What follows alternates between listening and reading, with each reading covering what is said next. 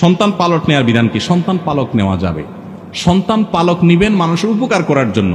একটা গরিব মানুষ, তার অনেকগুলো বাচ্চা আছে, পালতে পারে না, মাটা মরে গেছে, বাচ্চা পালন করার কেউ নাই, বাপটা মরে গেছে, ইতিম হয়ে গেছে, তখন তাকে নিয়ে আসেন, অথবা তার মার কাছে রাখেন, খাবার দাবার দেন, পড়াশোনায় খরচ দেন, মানুষ করে দেন, পোশাক আশাক দেন, আদর যত্ন দেন, এটা আল্লাহর জন্য করবেন। এ হলো সন্তান পালক নেওয়ার কনসেপ্ট ইসলামে। আর আমরা সন্তান পালক নেই কোন ধান্দায়? বাবা ডাকবো, মা ডাকবে, এই মতলব।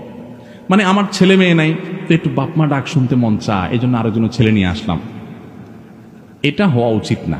হওয়া উচিত হলো যে ঠিক আছে, একটা বাচ্চা থাকলে ভালো লাগে, আরেকজনের বাচ্চা সে খাওয়াতে পড়াতে পারে না, আমি নিয়ে আসলাম, কিন্তু বলতে হবে ভাই আপনার বাচ্চা আপনার, ওর কামাই রোজগার আপনি খাবেন, বা আপনার সন্তান হিসাবেই থাকবে, আমি একটু লালন পালন করতে চাই, একটু তারা পালতে চাই, একটু নিজের কাছে রাখতে চাই, ভালো লাগে একটা বাচ্চার সাথে থাকি, ঠিক আছে, এটা ঠিক আছে।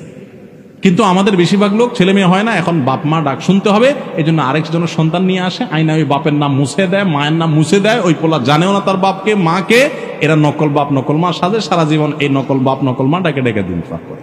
ঠিক না বে? ঠিক, জায়েজ নাই। আল্লাহ বলেছেন উদউহুম বিআবাইহিম, তোমরা সন্তানকে তাদের বাপের নামে ডাকো, যে জন্মদাতা বাপ, জন্মদাতা বাপের নাম, গর্ভধারণকারী মায়ের নাম কখনো চেঞ্জ করা সম্ভব না, এটা হয় না কখনো। এই জন্য ওইভাবে লাল পালন পুত্র রাখা জায়েজ আছে, না হলে কিন্তু সেটা জায়েজ হবে না যদি তাদের বাপ মার নাম নিয়ে লুকোচুরি করেন অথবা কোন রকম প্রতারণা করেন।